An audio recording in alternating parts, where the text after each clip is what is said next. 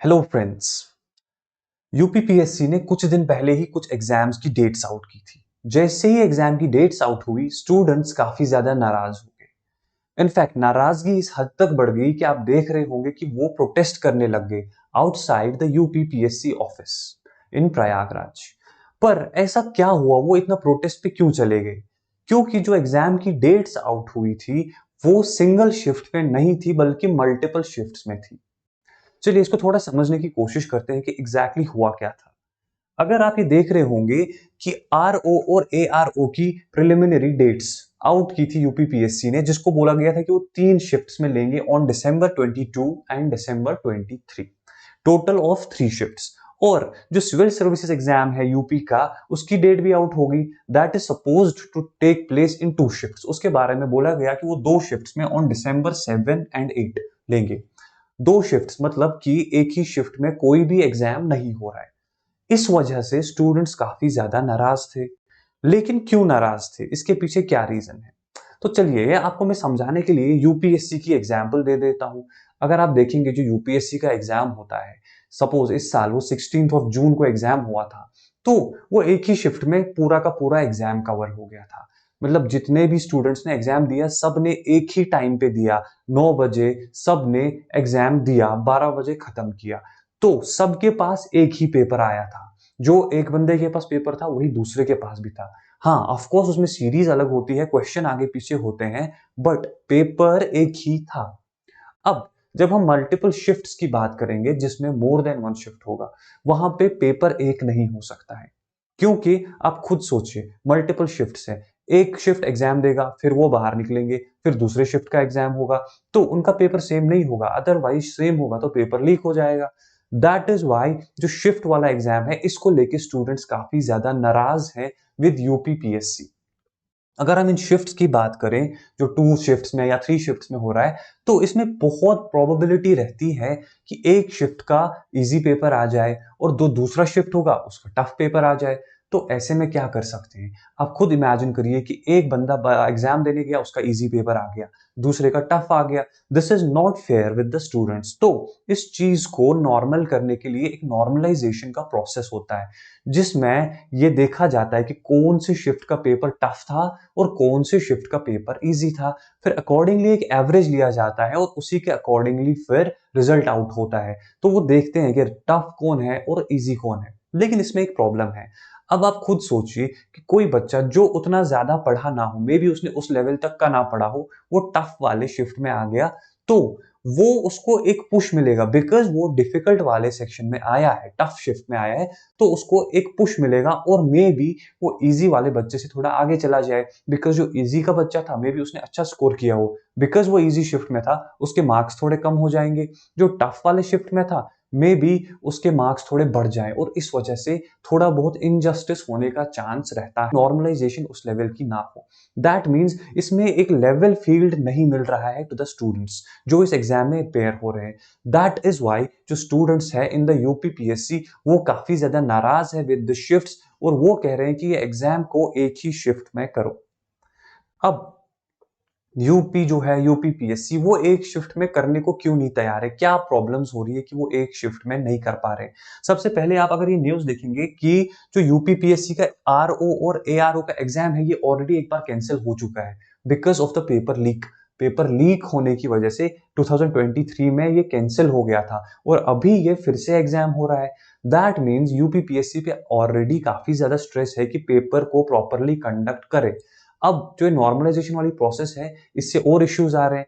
तो स्टूडेंट्स का तो ये है कि सर नॉर्मलाइजेशन से हमारे साथ नाइंसाफी हो रही है, इसमें कुछ लोगों को फेवर मिलता है, कुछ लोगों के साथ इनजस्टिस होता है। तो यूपीपीएससी का क्या कहना है इस बारे में? तो अगर आप यूपीपीएससी के कुछ स्टैट्स उन्होंने दिए हैं, इनके बारे में बात करें, तो टोटल जो कैंडिडेट्स है वो 5,76,000 है जिन्होंने सिविल सर्विसेज प्रिलिमिनरी के लिए अप्लाई किया है। इन द प्रिलिमिनरी एग्जाम इतने लोगों ने अप्लाई किया है, और यूपीपीएससी का कहना है कि इसके लिए उनको 1758 एग्जामिनेशन सेंटर्स चाहिए। इतने सारे एग्जामिनेशन सेंटर्स उनको चाहिए कि इतने सारे बच्चों को अकोमोडेट करे अगर उनको सिंगल शिफ्ट में एग्जाम लेना है। पर इतने ज्यादा एकोमोडेशन, इतने ज्यादा सेंटर्स उनके पास अभी अवेलेबल ही नहीं है। आप अगर देखेंगे कि उनको अभी कंसेंट जो मिला है बस 978 एग्जामिनेशन सेंटर्स से मिला है। दैट मीन्स ऑलमोस्ट हाफ से थोड़ा ज्यादा। ऑफ कोर्स अगर यहाँ पे 5.5 लाख स्टूडेंट्स है तो मे बी वो 3.5 लाख का एक बार में एग्जाम कर सकते हैं। 5.5 लाख का वो एक टाइम पे एग्जाम नहीं कर सकते हैं due to shortage of examination centres. ये रहा हमारा सिविल सर्विसेज का डेटा। सेम प्रॉब्लम उनकी जो है वो आरओ और एआरओ के साथ भी है, जहां पे 10.5 लाख लोगों ने फॉर्म भरा है।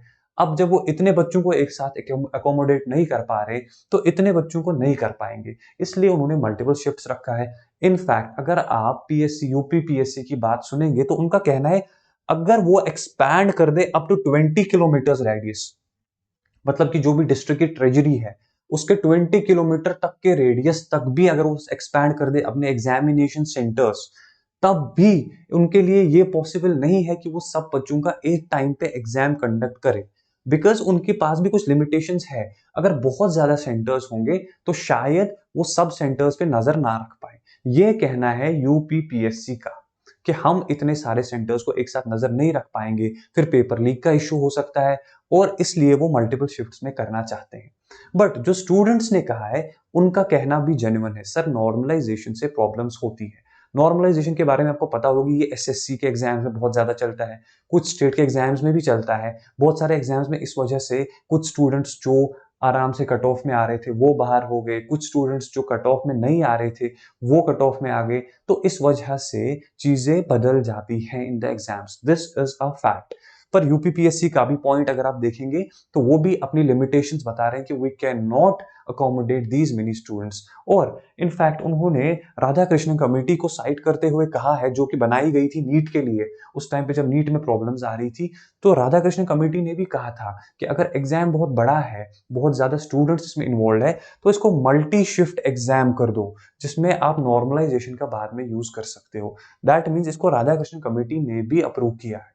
अब प्रॉब्लम ये आ रही है, इसमें कुछ बच्चे ऐसे हैं जो प्रोटेस्ट कर रहे हैं कि सर हम नहीं करेंगे, हम कुछ भी हो जाए हम मल्टीपल शिफ्ट्स में नहीं देंगे। और कुछ बच्चे ऐसे हैं जो काफी टाइम से पढ़ रहे हैं और वो इस चीज को फेवर कर रहे हैं कि सर एग्जाम जल्दी से कर दो, वो बस एग्जाम देना चाहते हैं बिकॉज ऑलरेडी एग्जाम एक बार कैंसिल हो चुका है।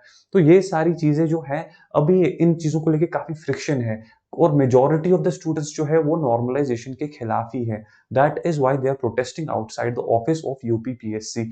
और ये बहुत बड़ा इश्यू बन गया है फॉर द यूपी गवर्नमेंट अभी इसको टैकल करने के लिए।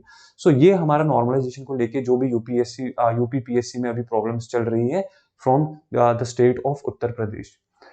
अगर आप यूपीएससी की तैयारी कर रहे हैं तो अनअकैडमी आपके लिए लेके आया बहुत ही अच्छा ऑफर फॉर जस्ट ₹24,999, जिसमें आप टॉप एजुकेटर्स से पढ़ सकते हैं, आपको सारे कोर्सेज मिलेंगे। और अगर आपको ऑल इंग्लिश बैच चाहिए वो भी आपके लिए अवेलेबल है, अगर आपको बाइलिंगुअल बैच चाहिए वो भी आपके लिए अवेलेबल है, और अगर आपको प्योर हिंदी बैच चाहिए वो भी आपके लिए अवेलेबल है एट 24,999।